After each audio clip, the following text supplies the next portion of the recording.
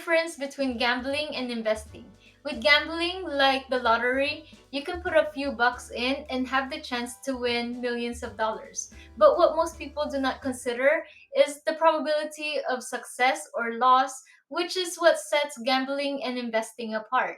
To further explain this concept, we have to distinguish the difference between guess and educated guess. Guess relies on pure luck of being right or wrong. Educated guess, however, relies on available information and the ability to analyze information to increase the probability of the desired outcome. With gambling, one is merely guessing and relying on pure luck. With investing, one is making an educated guess based on available information and reasonable assumptions. So let me ask you this. Would you put your life on the hands of a doctor that operates in pure luck or with someone who is well trained and well educated?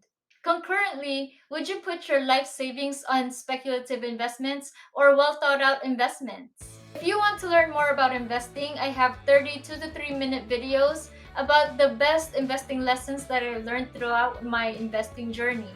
Start with this next video about active versus passive investing.